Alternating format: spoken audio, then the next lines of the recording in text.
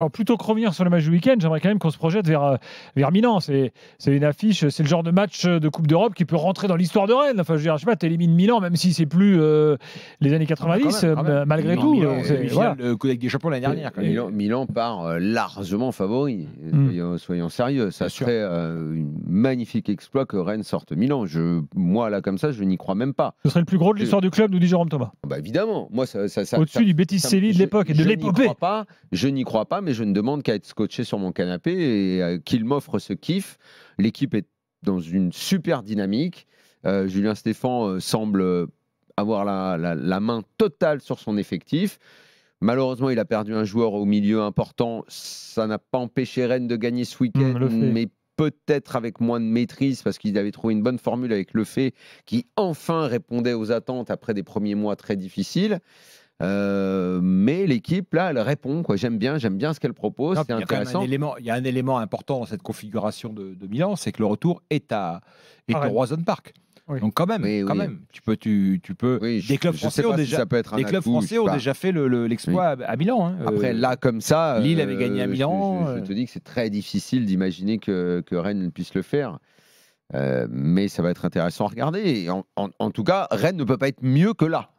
Ils peuvent pas être mieux qu'en ce moment. Ouais, c'est vrai. Là, ils sont au top, ça tourne, ils enchaînent les victoires. Mandanda a fait des arrêts, mais des arrêts. Il a été excellent. Alors que Mandanda, j'ai fait partie de ceux qui pensaient qu'il était passé de l'autre côté de la colline depuis un petit bout de temps et qu'on pouvait tourner la page.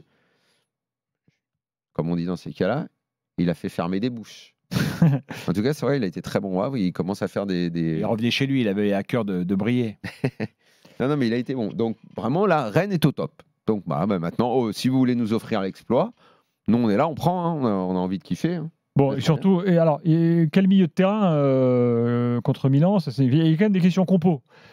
Terrier, bon, on se dit que sans un excellent Terrier, ça peut pas marcher. C'est un joueur phare dans cette équipe. Bourigeaud, Terrier, c'est des joueurs qu'on. J'ai entendu parler de la possibilité de Blas au milieu.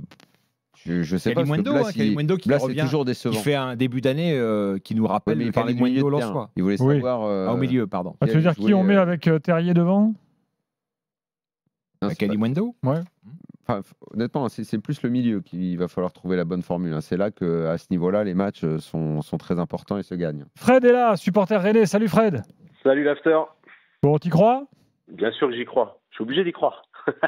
Non, mais la saison, la deuxième partie de saison devient intéressante après le début de saison manqué. Je pense que là, ça devient intéressant.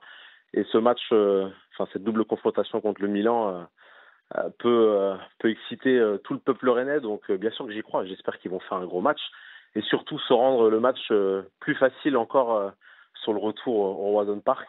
Mais voilà, je pense qu'avec le club, avec l'équipe qu'ils ont et les performances qui sont en ligne en ce moment, même si tout n'est pas encore réglé à 200%, je pense qu'il y a moyen de faire quelque chose, bien sûr. Ouais. Est-ce qu'on n'a pas un peu mis un peu de côté ou minimisé l'impact du retour de Julien Stéphan, Fred? Comment veux-tu le minimiser? Minimiser quand tu vois ce que valait l'équipe. J'ai pas l'impression qu'on ait fait de nombreux débats sur l'effet Stéphan. Après, n'oublie pas quand même un élément très important, c'est sa venue dans le DR Show, qui a certainement tout changé. Avec Daniel, évidemment. Très bien. Tout s'est éclairé ce jour-là. Non, mais après, possible. Est-ce qu'on a minimisé le retour de Stéphan? Je sais pas. Effectivement, c'est toujours compliqué de revenir dans un club dans lequel on est passé. Ça, c'est sûr. Même moi-même, moi, le premier, j'étais un peu dubitatif. Maintenant, les résultats sont là. Je crois que tout le monde, on l'était tous, mais incontestablement, il a redynamisé l'équipe, il a remis la main sur l'effectif, il a relancé tout le monde. Il y avait clairement un problème, un message était cassé entre Genesio et le groupe. Là, clairement, on s'en rend compte maintenant. Stéphane est arrivé et tout de suite, la saison tourne et il y a une dynamique ultra positive pour Rennes. C'est sûr. Et en plus, le changement a été 100% positif. C'est comme ça. Non, mais il a remis des choses en place. Il a remis un jeu beaucoup plus posé, comme j'expliquais la dernière fois. Non, c'est intéressant ce qu'il fait. Je pense que là, la confiance est... Quand on est sur 8 victoires d'affilée, on ne peut pas perdre raisonnablement contre Milan. Non, arrêtez, franchement, là, vous dites n'importe quoi. Vraiment, vous dites n'importe quoi. 8 victoires d'affilée, vous dites n'importe quoi. 8. Vous dites n'importe quoi. Qui d'autre l'a fait? Parce que vous n'avez pas d'éléments pour savoir ce que vaut Rennes en dehors de la Ligue 1 et vous ne regardez pas assez Milan pour savoir ce que ça vaut. Que ce soit si j'entends Johan Crochet ce week-end sur Milan, je me dis que Rennes a un coup à jouer. Écoute, mais comment on peut dire qu'ils ont un coup à jouer? Quelle est la base de réflexion pour dire qu'ils ont un coup à jouer? Le rêve, Daniel, l'espoir, mais donc c'est pas l'espérance. Donc ça n'est pas rationnel. Non, mais après, c'est compliqué, évidemment, au niveau, mais en fait, on ne peut rien dire. En fait, le mieux, c'est de ne rien dire, parce qu'on n'a aucun élément concernant Rennes au niveau européen, et Milan est certainement moins fort que l'année dernière, mais néanmoins semble avoir une base. Ils sortent de la Ligue des Champions, une base quand même supérieure dans un championnat plus fort que la Ligue 1. Je ne dis pas que c'est joué d'avance, c'est pas ça mon discours. C'est juste, on ne peut rien dire.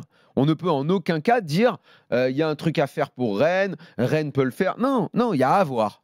Il y a à exploit. Il y a à voir ce qui serait un exploit. Il y a à voir ce qui serait un exploit que je suis prêt à voir. Mais commençons pas avec les vieux propos. Ah ouais, ils sont bien, ils peuvent le faire, machin. Non, mais ça veut rien dire du tout, ça. Fred, un truc à rajouter?